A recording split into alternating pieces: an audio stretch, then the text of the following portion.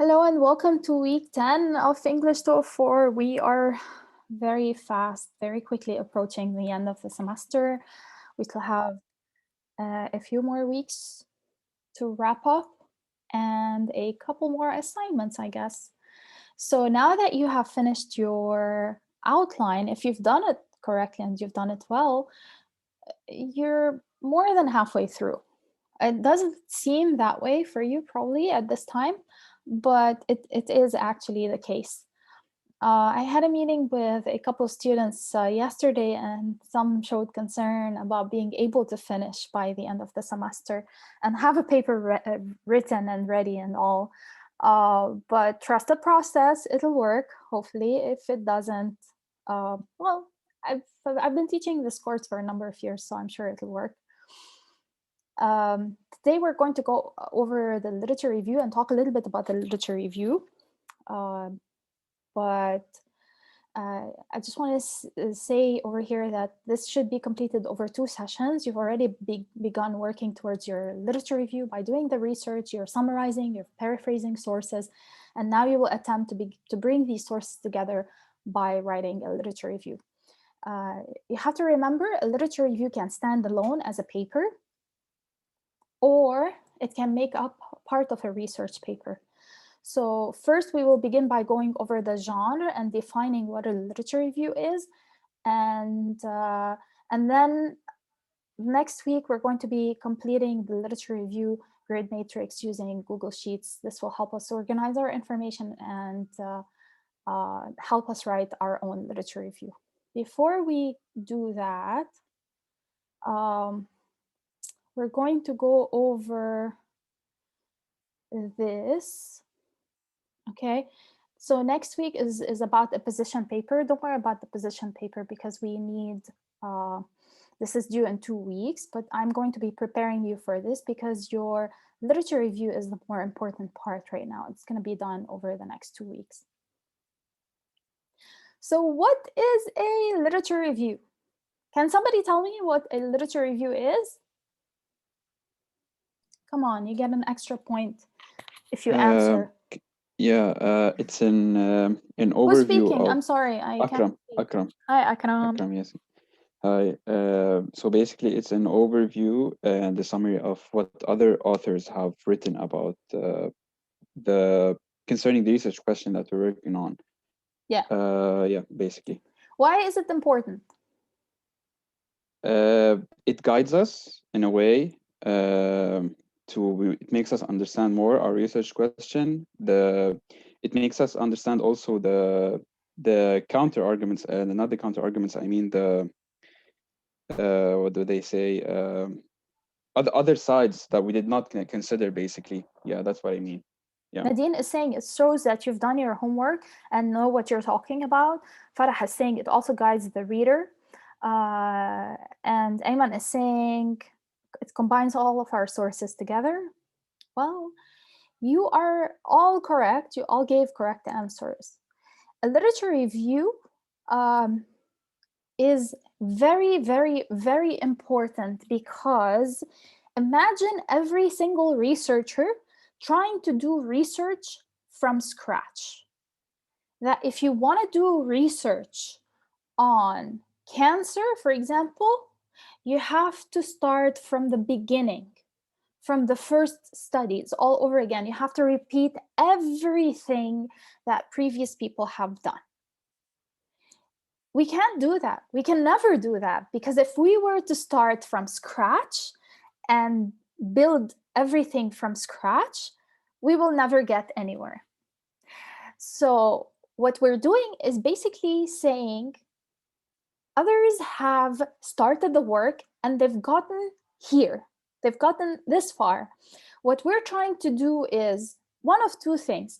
We are either trying to extend a little bit whatever they did, or what we're trying to do is this person worked on this part and this person worked on this part. We're going to try and fill the gap, the little gap between the 2 researches, and try to bridge them, try to bring them closer. So unless you do a literature review, unless you can stand on the shoulders of the people who came before you, it's pointless to do any kind of work. So you have to build on whatever people have done before you. This is what gives your work meaning. This is what gives it validity. This is what shows that you know what you're talking about. This is what shows that you as a researcher, you've joined the conversation. When we say join the conversation, this means that you are, not everybody's over here talking about one thing and you're over there talking about something completely different. Even the greatest minds in history joined the conversation, and they were talking, they were contributing to the discussions that were happening. What doing a literature review also helps you do is learn the terminology in the field. It helps you learn the words that are used in this conversation. We call it a discourse. It's the language that's being used. It's the words that they use. It's the expressions that they use. At first, it might seem alien. And so you need to read and read and read for you to be able to understand what everybody's talking about.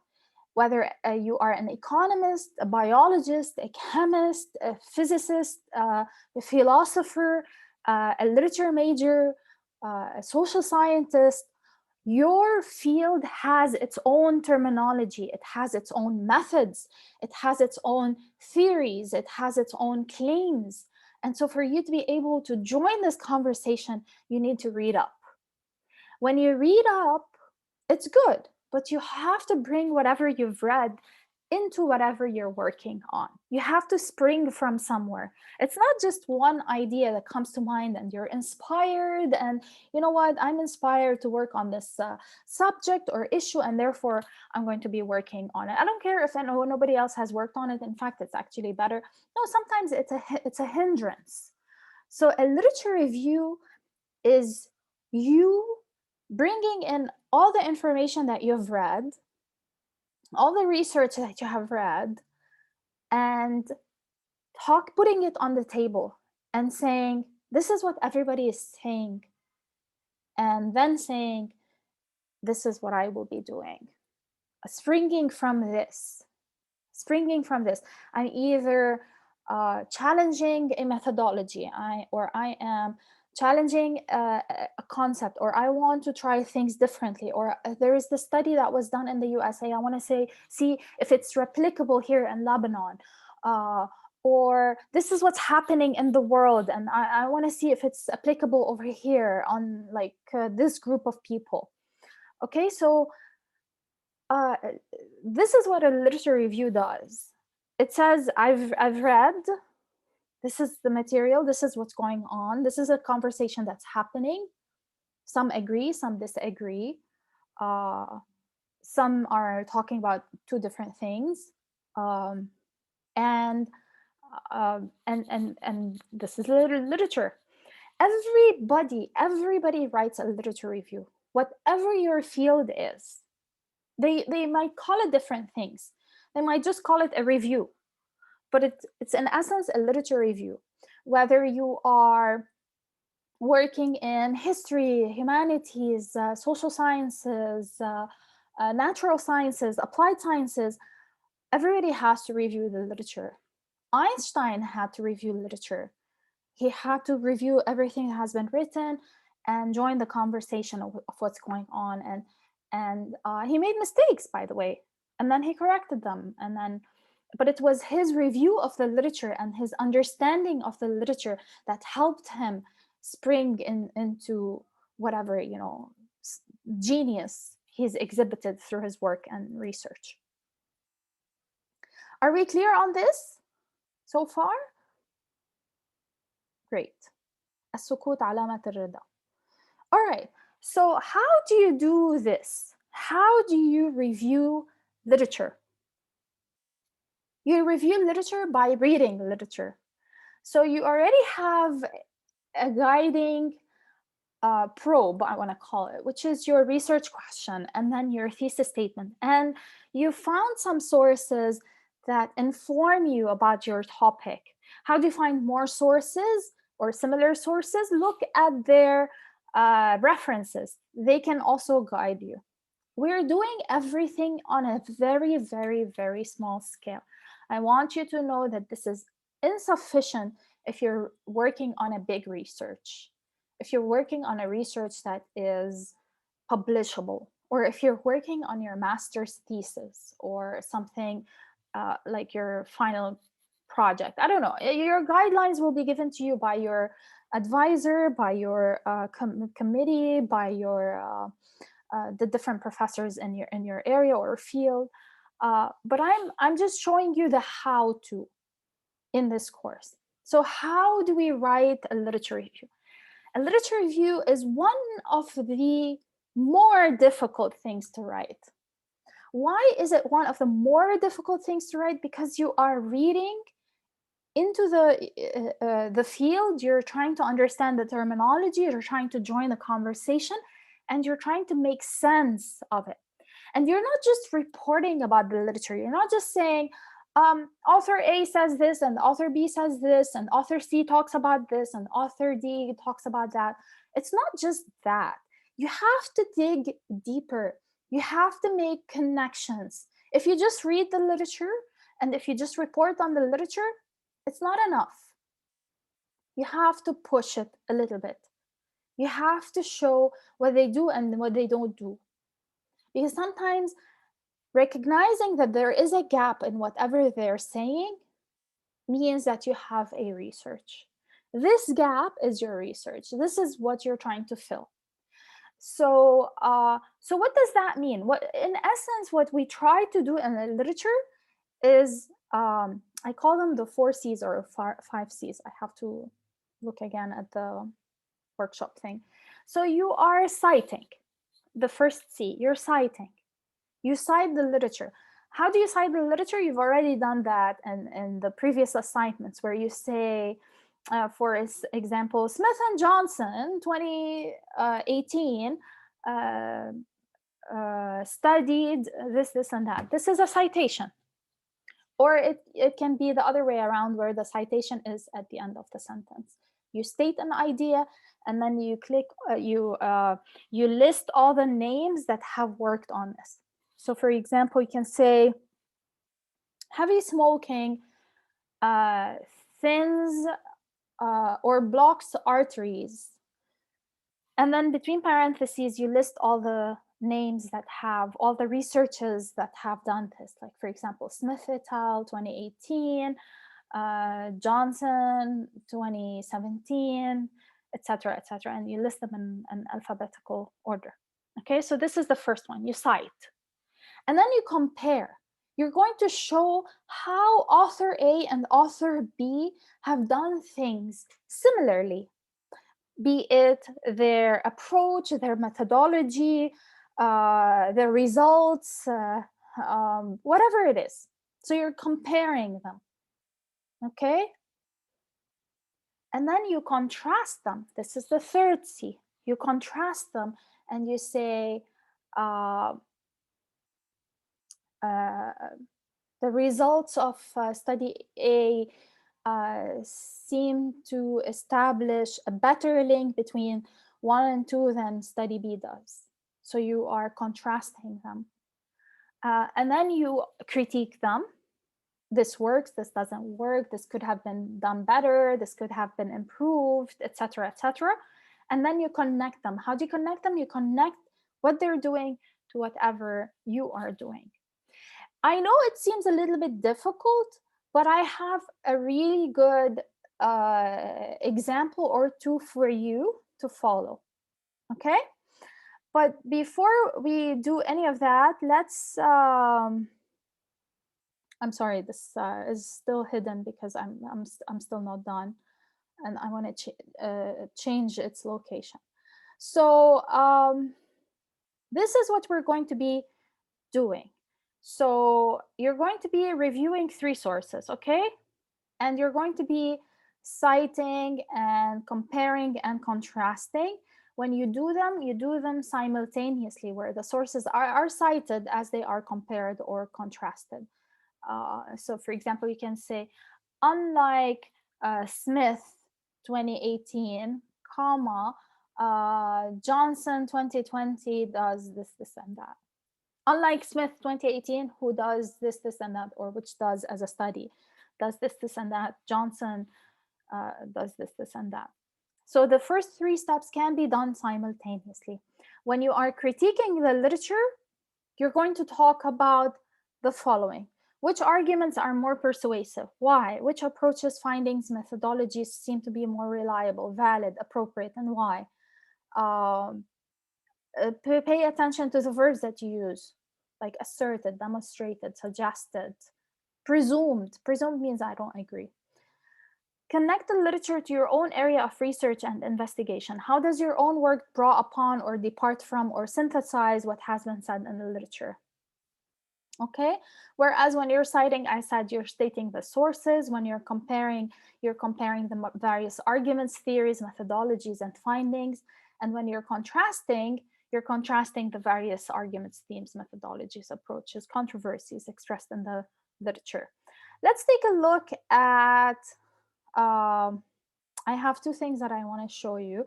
First of all, I want to show you this one here, because I think this is not just a really good source for literature review, but it's also a good source for other things. So what is a literature review? Sorry, trying to move windows over here. Okay, so a literature review surveys books, scholarly articles, and other sources relevant to a particular issue, area, research, or theory. And by doing so, provides a description, summary, and critical evaluation of these works in relation to the research problem being investigated. They are designed to provide an overview of sources you have explored while researching a particular topic, and to demonstrate to your readers how your research fits within the larger field of study. Why is it important? It's not a simple summary of sources. A literature review usually has an organizational pattern, combines both summary and synthesis, often with specific conceptual categories. So it's a recap of the important information and the source, but a synthesis is a reorganization or reshuffling. I do a better job explaining this by talking about the citing, comparing, contrasting, critiquing, and connecting. What does a literature review do? It gives an interpretation of old material or combine new with old interpretations, trace the intellectual progression of a field, and evaluate the sources and advise the readers on the most pertinent or relevant research. The purpose of the literature review is to place each work in the context of its contribution to understanding the research problem being studied, describing the relationship of each work to others under consideration, identify new ways to interpret prior research. This is a little bit maybe too hard for you to understand or digest. So stick to the other sources, but it's also a good source to read up on, because it gives you the different types of literature reviews. You have the argumentative review, integrative review, historical review, methodological review, systematic review, theoretical review, etc., etc.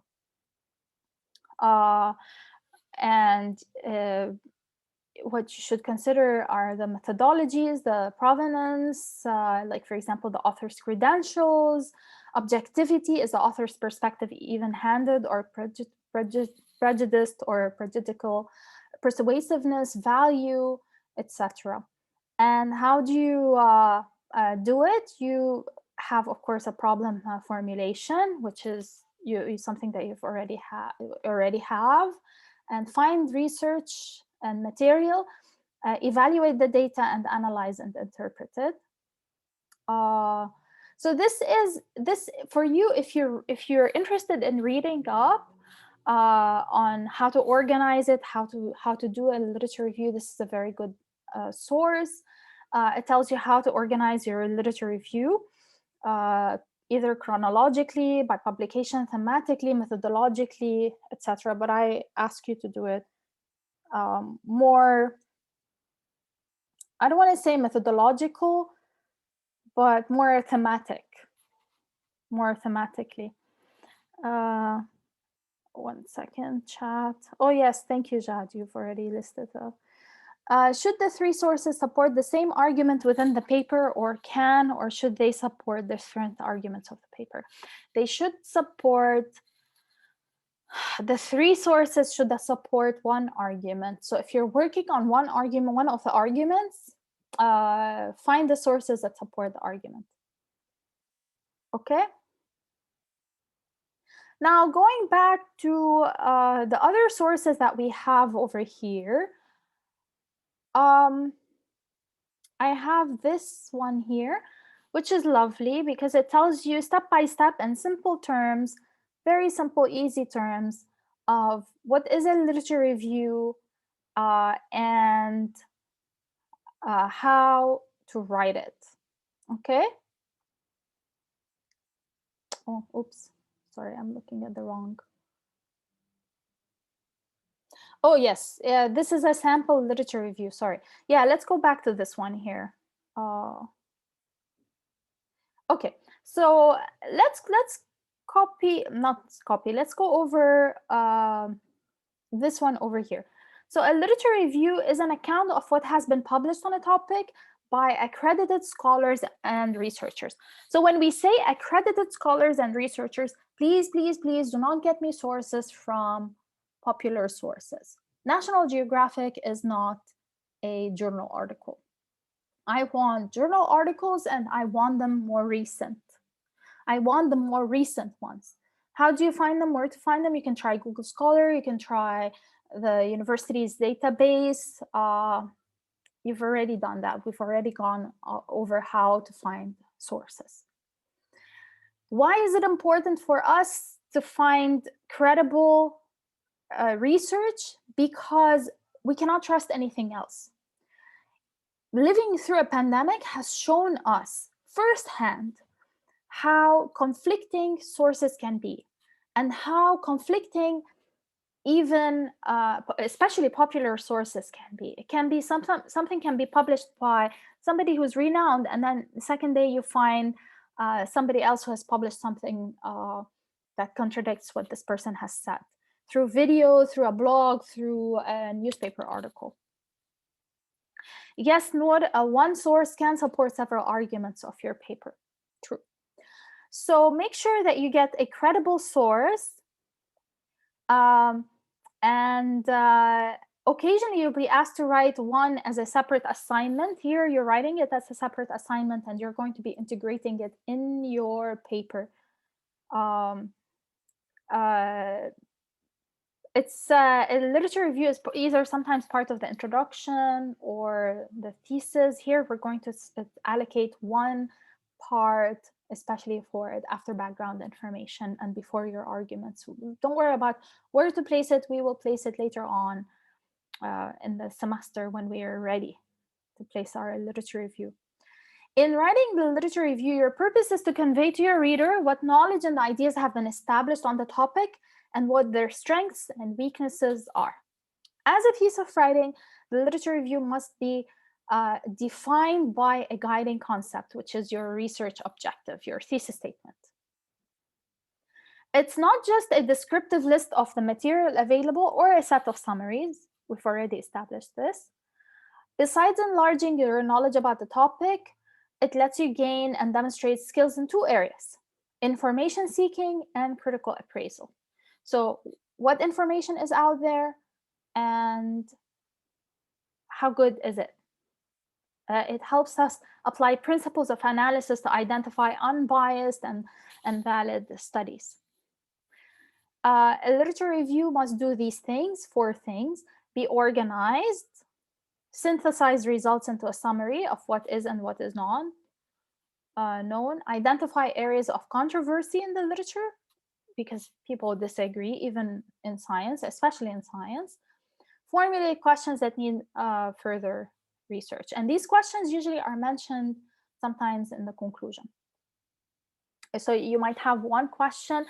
So when we connect, you might say, for example, the literature fails to mention this, and that, like something about Lebanon or whatever you're working on. And then this paper seeks to demonstrate this, and that, which is your claim. So ask yourselves questions like these. What is the specific thesis problem or research question that my literature review helps to define? You already have your research question and thesis statement. What type of literature review am I conducting? Am I looking at issues of theory, methodology, policy, quantitative research? Basically, what we're doing is thematic one, where you're looking to see what the literature has said. We're not going to delve deep into the technical part of a literature review because I don't want to confuse you. What is the scope of my literature review? So what types of publications am I using? Definitely journals, books, maybe government documents, not popular media, please. What discipline am I working in? You know this, and this is the frame that we talked about in the introduction. And then how good was my information seeking? By the way, the answer to this question will also make it in the make it to the qualifications and assessment paragraph at the end of the paper before the conclusion. So later on, you can say, for example, finding credible resources proved to be challenging for whatever reason. Okay. Have I critically analyzed the literature I use? So I have the questions that you can ask for that. Have I cited and discussed my studies contrary to my perspective? Will the reader find my literature review relevant, appropriate, and useful? And then as you are assessing a book or a journal, preferably a journal article, you don't want to be reading books unless it's like a literature paper. Has the author formulated a problem issue? Is it clearly defined? Is its significance clearly established? Could the problem have been approached more effectively from a different perspective? What's the author's research orientation? What is the author's theoretical framework? What is the relationship between the theoretical and research perspectives? So all these questions over here help you think and assess and critique the research that you are reading. So going over these questions and trying to answer them as you're thinking about your articles will definitely help you. In material written for popular readership, does the author use appeals to emotion, one-sided examples? We're not going to worry about that because we're not looking at popular readership. We're looking at academic resources. In a research study, this is something that is relevant to us. How good are the basic components of the study design? Population, intervention, outcome. How accurate and valid are these instruments? Is the analysis of the data accurate and relevant to research question? Are the conclusions validly based on data and analysis? This will help you definitely critique a research article. Noor is asking for our paper because we're talking about an old film. Some sources are a bit old. Are these considered credible?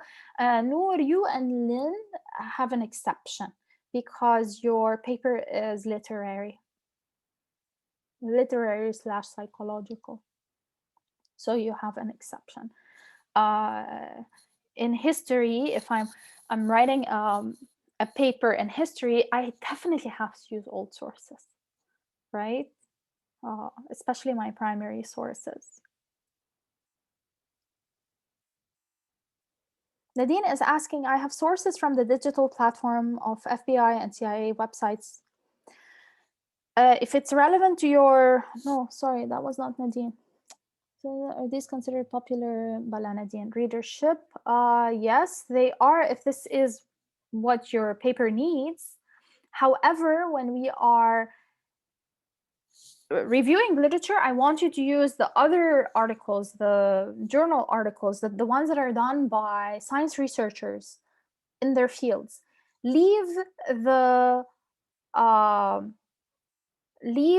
CIA and FBI data to be used in support of your arguments later on, not for your literature review. So two things.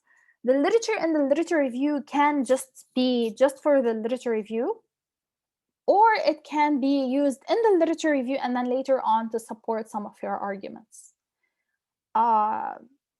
It can be either or. It doesn't have to be just for the literature review. It can be up there and it can be in both places, up in the literature review and with your arguments.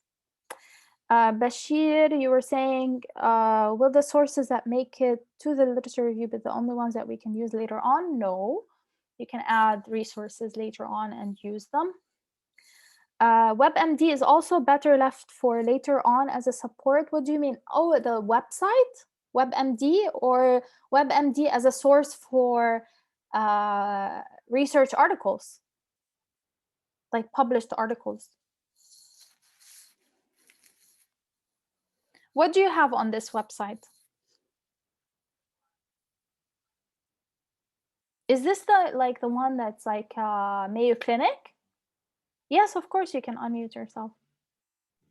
Yeah, Professor, just excuse the noise behind me. No problem. It is like Mayo Clinic. So it's some facts, some articles maybe about biological facts, maybe about diseases.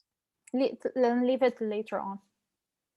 Okay. Oh, we're learning how to just do a literature review of the academic scholarly literature. Okay? Yeah, definitely. Okay.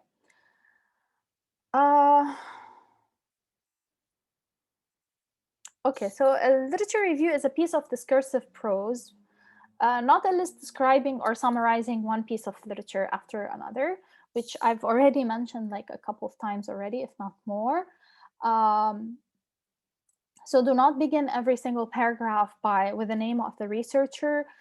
Instead, organize the literature into sections that present themes or identify trends. This is why I said let's make a thematic one.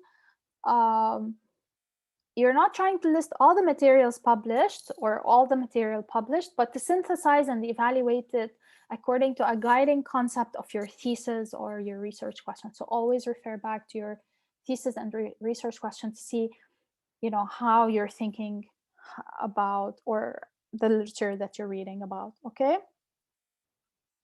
If you're writing an annotated bibliography, which I've dropped this semester for you as an assignment, you may need to summarize each item briefly, but should still follow through themes and concepts. So don't worry about the annotated bibliography part. Okay. Any questions before I show you 2 samples? Sorry about that. It must have been my daughter from the other room. I don't know if you heard it. So this is from York College CUNY by Dr. William Ashton. Yes, who's that? Who's speaking? I just have a question. Is it be each person gets 3 sources, or I can't tell who's speaking. I'm sorry. Is this Jad? Who's speaking? It's I can't hear you. خلاص راح الصوت. Roy. It was Roy. Oh, Roy. Okay. Yeah, what were you saying? He was asking you if each person needs to get 3 sources or the team. This is Jad now. I'm just repeating his question. Was that the question, really? Each team gets 3 sources? What kind of a literature review would that be? Okay. Electricity is out, but I'm still here. So let's continue. So this is a step by. Yes, I can hear you now. I'm sorry, my Wi-Fi was just weak. I just wanted to ask, is it each person gets 3 sources in the group? Okay, this is how I'm going to answer your question. Where is it? Okay, each person submits the review of 3 sources. I'm going to change the wording of this to something to the effect of, it's going to be in the same document, but you're reviewing 3 sources. Each person. Okay? Does this answer your question? Yes, thank you. Otherwise, what kind of a literature review will that be?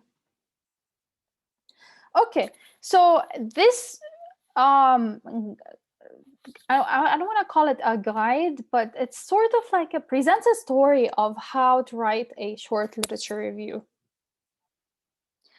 I borrowed it from Dr. Ashton, who allowed me to use it, so I'm sharing it with you. So a student began a short literature review on the stigma of the mentally ill and perceptions of dangerousness. Working through psych articles, she found 3 likely articles. When she read each, she wrote a paragraph description of each, which is a summary, right? So this is the source that was cited, and then this is a summary of each one. This one begins by saying, Alexander and Ling examined the stigma of mental illness, perceptions of dangerousness, and social distance in a telephone survey. They found that as a participant's own life contact with mentally ill individuals increased, participants were both less likely to perceive a target mentally ill individual in a vignette as physically dangerous and less likely to desire social distance from the target. Okay, so it's basically a short summary of the article, of what the article studies and what the research is about and the findings. The same thing with this one. So this, by the way, doing a citation and a short summary of it is called a bibliography. So a reference list is just the references. A bibliography or an annotated bibliography is the sources plus a summary after each source. Okay, the same was done for all 3. Then she decided upon the order of the paragraphs in the paper. She decided this is how she's going to be doing it. She said, I'm going to begin with this source, examined the effects of descriptions of target behaviors, etc., etc. Then she moved back to Alexander and Ling, because this is how she wanted to order them. Maybe not chronologically, maybe chronologically. No, not chronologically, because the third one is a year before. But maybe she thought that this is the best way to organize them. And then she carefully chose the order of the paragraphs. She could talk about one, that people responded to the mentally ill with fear and rejection. 2, contact reduces both rejection and fear. And 3, how to best arrange the contact to reduce stigma. Now she added an introductory and concluding sentences, paragraph hooks, and short transition paragraphs to help the flow of ideas. So she began with these, they're marked in red. Those are introductory sentences, and then linking sentences, transitional paragraphs, etc., etc. And this is how she organized them. In the final stage, she needs to write an introduction and concluding paragraph. So she wrote the concluding paragraph first. Duh, we always do. I know you always think that you begin with the introduction, but in fact, we end with the introduction. We'll talk more about this later in the semester, like in a couple of weeks when we have to write our introductory and concluding paragraphs. So in this paragraph, she needs to overview the paper and make a conclusion. So she did that. And then now she needs to say something about the research methods. The student then brought her draft to me after I read it. I asked her about the first sentence of her conclusion. She phrased it differently. And then she wrote the introduction. And this is how her entire paper looked. Okay, it's very well organized, and it's very clear, and it's just around 3 pages long. If you take a look at the samples that we have over here, so I have this sample over here. This sample follows that one, but they have a different, they're also following the APA format. So the students decided to do a running head and do, the title, of course, American University of Beirut, the date, and the topic. They rewrote the research question and the thesis statement, and they did the review matrix, which we will talk about in a second. Four main ideas for each source. So this is the source, and these are the main ideas for each source. Second one, third one, fourth, fifth, sixth, seventh, eighth. And then what they did was they decided they wanted to do something extra. So the common ideas: task performance, components of music, music stimulates the brain, economic importance. So they did that. They color coded every source so that they can do that. It made it easier for them. It's not mandatory, by the way, but it makes it a little bit easier. And then they followed the instructions that were given in this sample over here, how the student decided to do it. And then they ended up, where are my? Yes, and they ended up writing a literature review that began with an introduction. So hospitals have recently witnessed an increased interest in integrating music into medical fields. The idea stemmed from the initial discovery of how music is capable of heightening feelings of pleasure and motivation, lowering levels of stress, and improving focus and memory. Several articles have also mentioned how music improves memory, enhances concentration, and promotes the overall task performance, etc., etc. And then they talked about the literature. So they said the data extracted from some of the studies suggests that music leads to improved surgical performance. This source demonstrated that providers experienced lower levels of stress and increased concentration span when subjected to music during surgeries. And then this is how they proceeded. As they were citing, they were comparing, and then they contrasted with however these people did this. And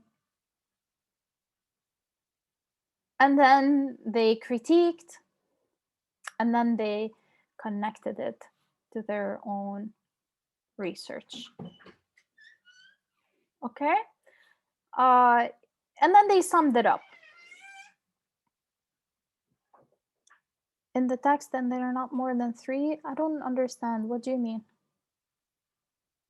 I was saying up, like in the, I think, previous page, they were citing the study done by 4 authors, and they said all of their names. Yes. Followed by the date. Like, are we supposed to do that, or I thought we were supposed to use et al? If you have, okay, so APA used to say that the first time you mention authors, you have to mention the names if these are fewer than 4 authors. Nowadays, APA 7th edition, okay, which is what you guys are using, says that if they are under 3 authors, so 1, 2, 3 authors, you mention their names the first time you're using them. Or if they're more than 3 authors, like 4 or more, you mention the first author's last name, and then you use et al. Okay. You okay? If you don't get it, Nadine, let me explain it again. So did you get it or not? Hello.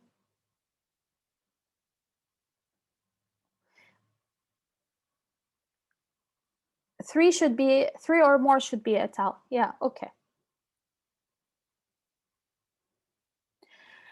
So so basically, when you bring in 3 sources and you punch them in the grid, right? So we're talking here about the grid. You decide, oh wait, sorry.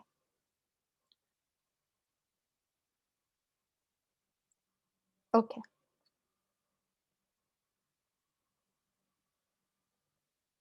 I hope this downloads. Okay. Can you still see this? Can you see the literature review workshop? No, you can't. Okay, let me stop So black. sharing and share again. Can you see it now? Yes. Great. Okay. So this is where you can either do it like this, put the sources up here and then the arguments down here, or the sources, put them vertically and then the arguments horizontally. So for each source, you put main arguments, okay? And this has to be done by, so if you're working on 3 sources, you put them for the 3 sources, okay? And then after you're done with this, let me just share my other screen. I don't think it's going to show right now.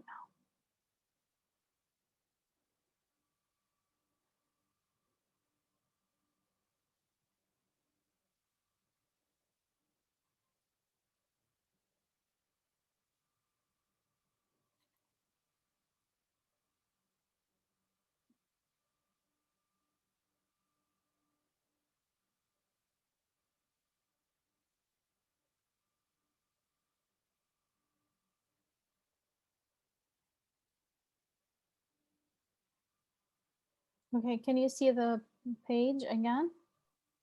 Yes. Okay.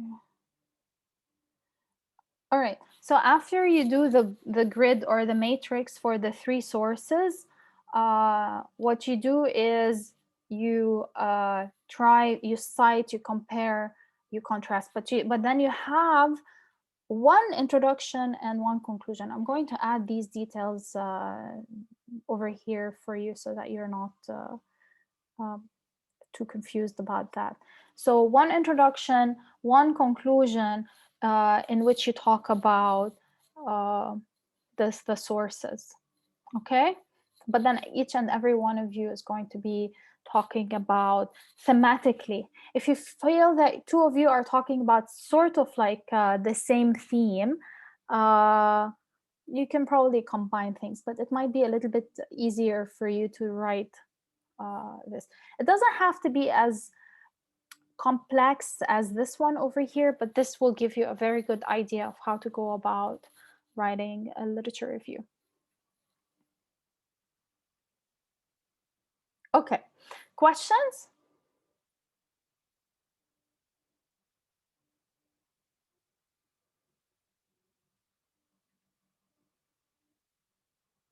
Any questions? No? Or are you still trying to wrap your brains around this? True. Will the matrix be part of our literature review submission? Yes. But not the second part. As I told you, they decided to find thematic similarities between the different sources to organize their ideas, but you don't have to do this part. All you have to do is just the matrix. And the matrix helps you find the similar ideas within the 3 for each one of you. Okay. Should we also revise our outlines this week? No. The outlines, leave them alone right now. The outlines, once I've gone over all of them and done all the necessary work, I will resubmit them. I will re-upload them for you, and then you can review them. You're not going to need your outlines until you start writing your position paper.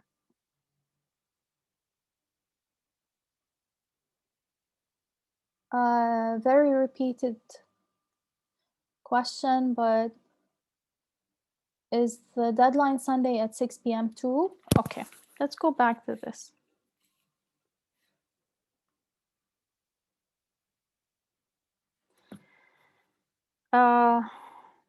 This is going to be over 2 sessions, so we're going to be taking our time. So it's not going to be due until next week. However, having said that, let me check. We still have to write, we're not doing a poster. We still have to write the position paper, intros and conclusions, and we still have to do the conferences, week 13. No, we can postpone it till Friday of next week, if anything. Having said that, I'm going to stop sharing right now because you need to see my full face for that. Having said that, I have noticed that you have a tendency to leave everything till last minute. It will literally throw you in the ditch if you do not start working right away on the literature review. The literature review requires some effort, and it is important, and it also needs collaboration. ما فيكن تجوا كل واحد شغل لحاله and then throw it all in one paper. It needs collaboration. Each one of you is doing their part, but then you need to collaborate to write an introduction and a conclusion that fit the theme that you're working on. Okay? This means that, having said that, this means that you have to start writing your literature review right away. Right away you begin. You cannot just wait until 2 nights before the submission or the deadline. ما بفهم يعني why would you leave the work that late? I'm بلاحظ أنا from your questions, I'm noticing a few things. I'm not talking about this group over here, because if you're here, this means that you have committed to the class. You are committed to the course.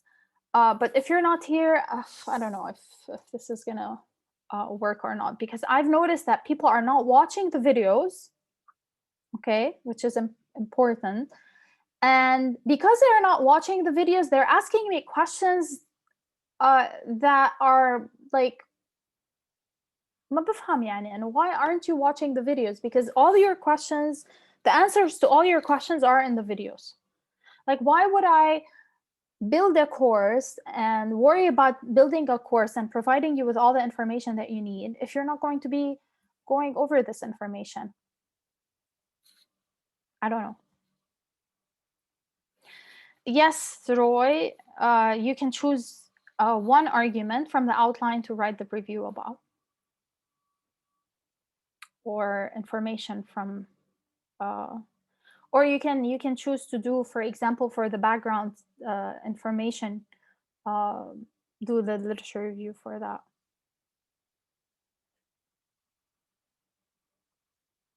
Okay, so I have to say this again. Please begin right away. If you begin today by finding one source, you already have, by the way, one source that you found, that you've written a summary and quotes for, right? So you still have 2 more sources to find. If you've really followed the instructions and found a source that corresponds to an argument. If you found a source that corresponds to an argument already, this means that you still have 2 more sources to do. If you find these 2 sources, one today, one tomorrow, ما بدهم شي, and then you start filling in the grid, the matrix. You fill in the grid, the matrix, and then you say, I'm going to cite, compare, contrast, critique, and connect. Those are my 5 steps. How do I do them?